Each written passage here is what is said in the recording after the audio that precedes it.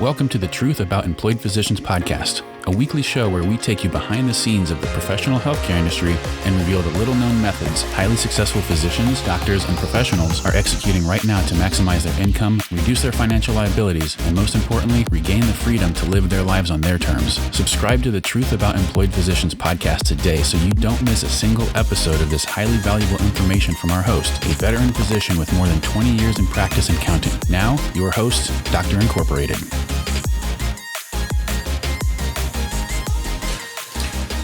Hey everybody, this is Dr. Incorporated bringing you another episode of The Truth About Employed Physicians. I hope for you at work this week, it's been a good, smooth week.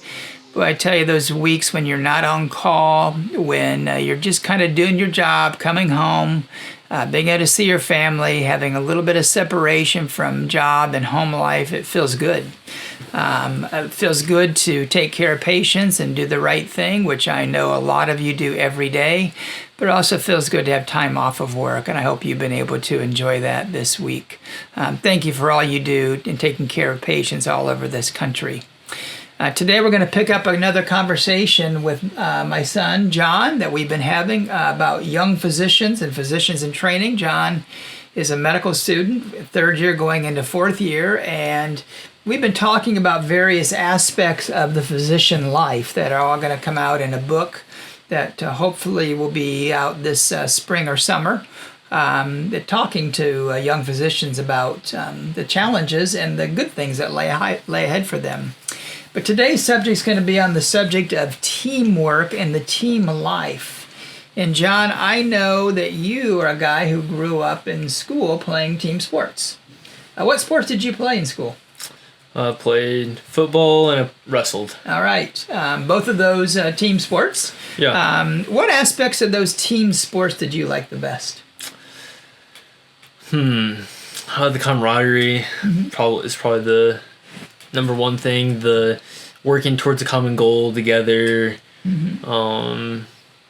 Probably the effort that's put forth with a group of people who are kind of similar minded and have similar interests that can kind of bring you together. So it's probably I played sports through school and recreational sports after I got out of high school as well. And there are just a lot of things that are really good about being on a team of any variety that really, I think, can make you a better person in the long run. It's I always think team life is better than just individual life. Now, having said that, physicians tend to be very individualistic as well. They like having sort of their sense of control over things, and doctors have been accused of not being great team players at times because of their way that they like to do life, the way they like to feel like they're the king of the castle, so to speak. In your experience doing rotations, have you ever seen that play out? I feel like that's definitely true.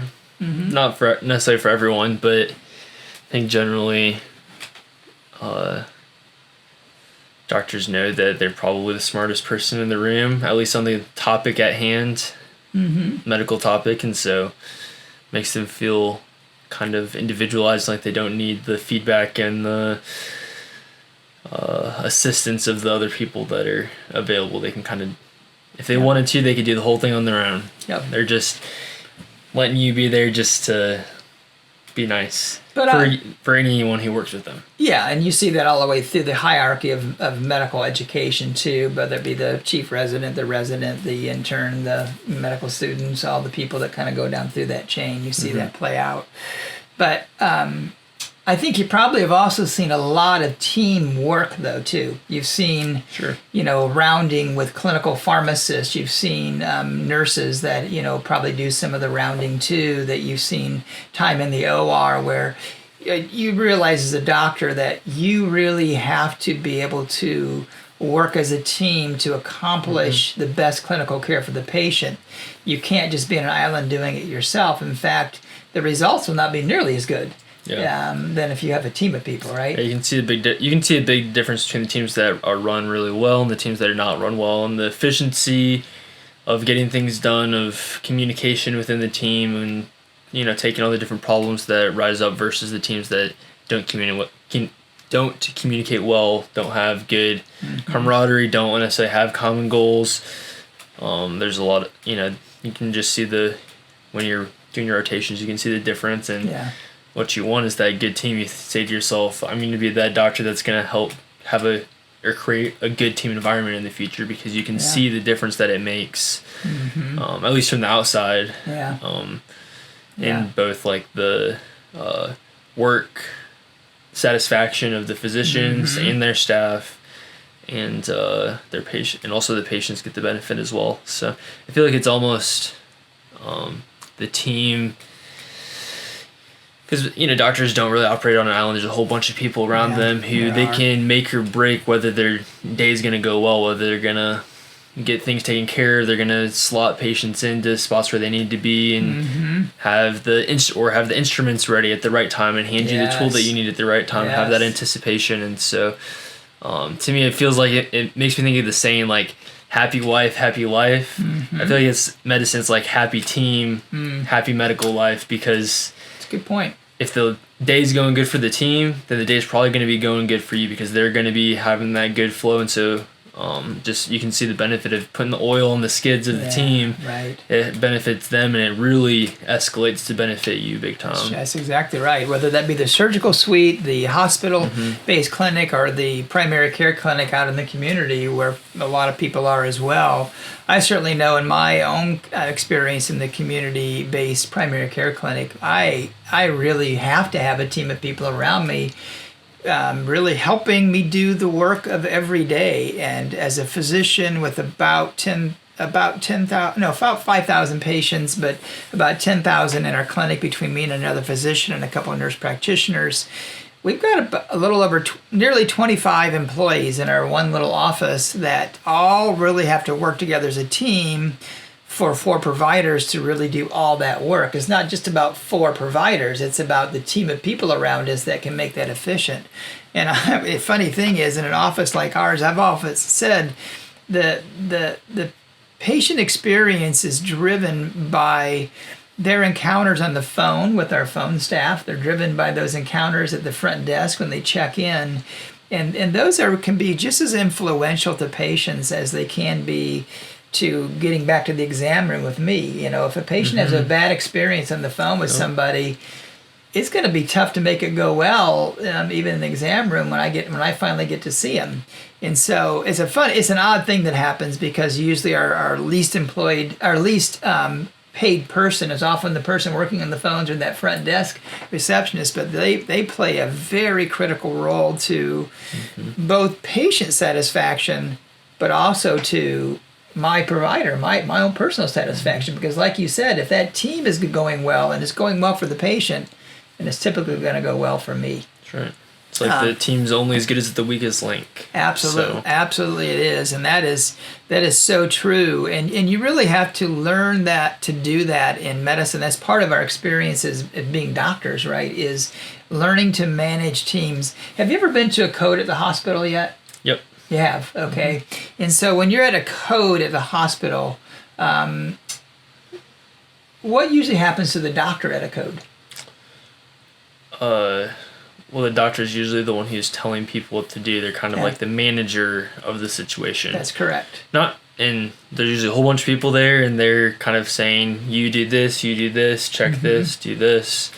And so they have to be a good communicator and take control of a chaotic situation in order to get the team on the same page. Yeah, all the people who come to a code of any type have done training for those codes. But at the end of the day, if there's a physician present at the code, usually they will take on that lead role as a manager. Just depends on the context of the situation, but most of the time they do. That's what people expect of physicians. We often take on those roles and to be a team leader, but it's the team of people around you. If you've been at a code and watch it play out, you realize the physician has to have people there making things happen, because he can't do it, or she can't do it all on their own. You need a team of people to manage that. And that's even not just true in the middle of a crisis like a code, but that's just true in day-to-day life and in medicine. But at the end of the day, in our lives as doctors, we really need teams of people around us. Because we can't accomplish it all. You can't do it all. So that brings up the subject of outsourcing, okay? Kind of offloading things that maybe we're not so good at, or maybe things that we don't want to do ourselves. And so outsourcing becomes a really important skill and habit for physicians to build the right team of people around them that can help really gain back time. One of the greatest assets that a physician is always searching for is time, personal time typically, to get back into their day. And outsourcing is a great secret to regaining some of their own personal time back. As a medical student, do you struggle with some of that? Like kind of what can you outsource and how can you gain time back? Or is that there's not much you can do with that because economically you can't? There's not a lot of outsourcing you can do as a medical student because you have pretty limited resources. So you don't really have anything to trade in order to get your time. Mm-hmm. You give your time in order to get resources, which is your medical education and your student loans, all these different things. You're kind of giving up time from your future and things like that. So it's not a whole lot of outsourcing to be done as a medical student. I don't feel like. Yeah, and a lot of doctors tend to be self-sufficient, so they don't always outsource, but almost to their detriment they don't. Mm-hmm. I remember there was a time in our home with 5 young children, 5 kids under 5 years of age, and my wife, who was a stay-at-home mom, your mom, she was very busy with those 5 kids. I'd go to work. I had the easy job. I'd go to work, get to take care of patients, but then I'd come home and she'd been there all day working and so forth. And during that zone of time, we chose to hire a housekeeper to come in every couple of weeks just to tidy up the house and clean things up. And it wasn't because my wife wasn't capable of housekeeping. She was a very good housekeeper, as a matter of fact. Did a great job with everything. But what we both realized was that it was going to benefit her if we could kind of outsource a little bit of that deeper cleaning that needed to happen every couple of weeks with 5 kids at home. Definitely needed to do some deep cleaning periodically. But it also helped her emotionally and physically because it took the burden off of her and certainly took the burden off of me. And we could afford it. It was a pretty simple expense. But that's an example of outsourcing that happened when we could have done it ourselves, but we really chose to allow somebody else to help us. Man, that was a wise move back in the day when we did that. It took a while for me to convince her that that would be a good idea, but once she kind of caught on to it, your mom really did enjoy that. And it didn't continue. Like as our kids grew, as you guys got bigger and could become more self-sufficient and other things changed, we didn't need a housekeeper anymore. And because you guys kind of became the housekeepers because we put you to work, made you earn your keep in the house. But nonetheless, other things got outsourced and we quit doing our own individual taxes. We began to have accountants and professional people help us with our finances and do things like that, which brings up a whole other subject of outsourcing. So when it comes to financing for you, because quite honestly, you're probably living on a lot of student debt loans, do you and your wife do your own finances? Do you do your own taxes? Do you outsource any of that stuff? How's that look for you? We do pretty much all of our finances on our own. We have someone do our taxes for us for pretty inexpensively, so it's worth it to us to do that. Just because there's a few things that add some complexity to doing it ourselves, but for the most part, as a med student, things are relatively simple for most people because you're not making money. Although your wife works in a limited budget. Yeah, that makes it. I mean, I am. Not the typical student is not married with someone who's working, and so it's nice to have a wife putting you through medical school. For us it's a little bit different, and we're fortunate to not have to take out quite as hefty of loans as a lot of people have to because we don't take out loans for living expenses and all those things. But we like to do a lot of it ourselves. So at this point, just because things are not too crazy yet. Yeah, you guys haven't got into the mode of outsourcing meals, like Freshly and all those companies that will deliver meals to your home and that are pre-packaged and pre-done and all that sort of business? No. Okay. We've definitely taken advantage of the free startup referrals from friends to get free meals for like a few meals here or there, but we've never continued them because they can be kind of pricey. Yeah. Especially when there's only 2 people, this doesn't take a whole lot to make a meal. So you guys have a pet. You have a dog. Do you outsource any of the dog's life? Nope. You do it all yourself. Do it all yourself. Does that fall on you mostly or your wife mostly?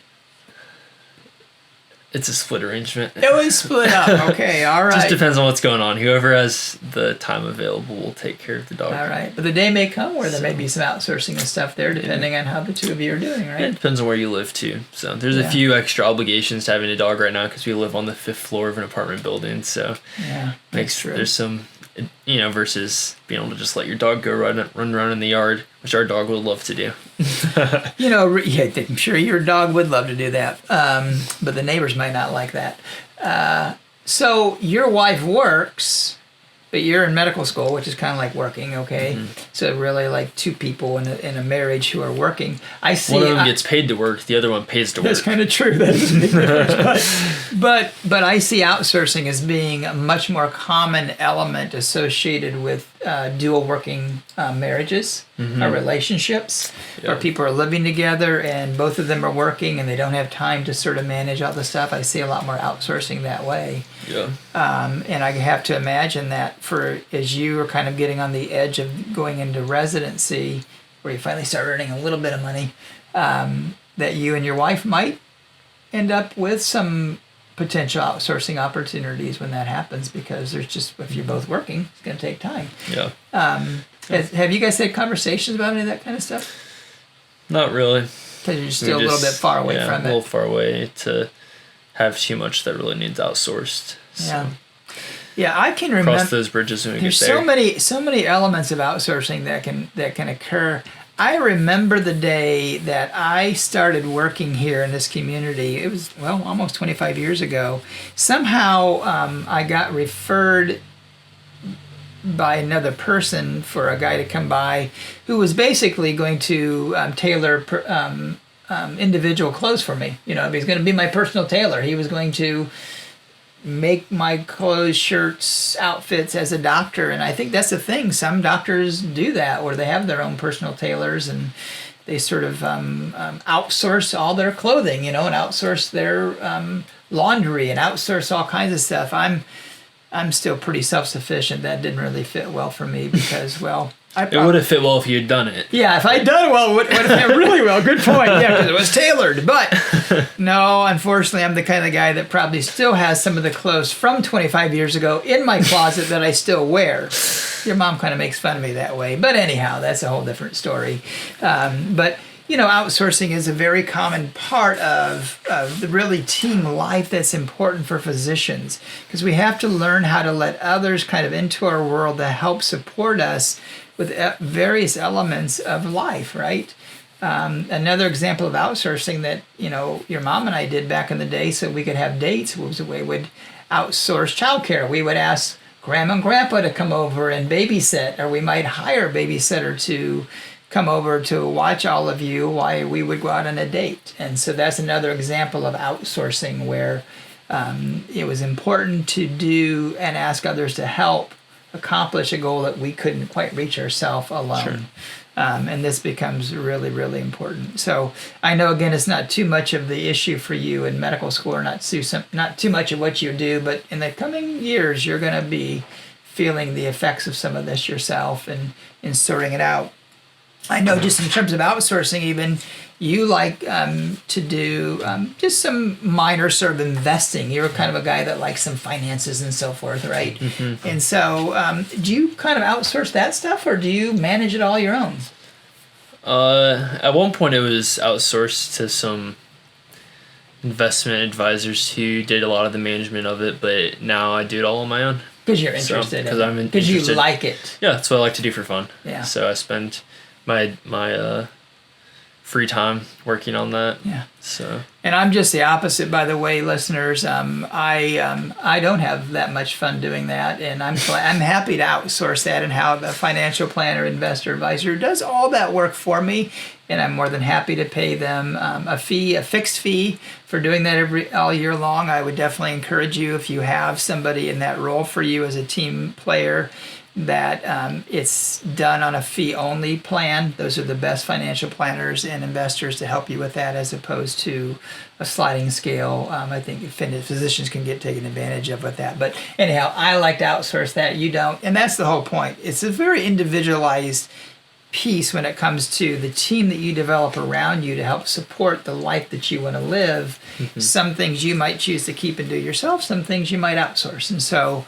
that's just individualized. So I look forward to hearing from you as an individual physician, a medical student, a resident, about what things that you outsource, what things that you incorporate in terms of your own team that makes a difference in your life, that really, most importantly, allows you to regain time in your life that you can have control over, to either use individually or to use with your family, loved ones, or to do activities that are enriching to you. Those could be medical activities, could be non-medical activities.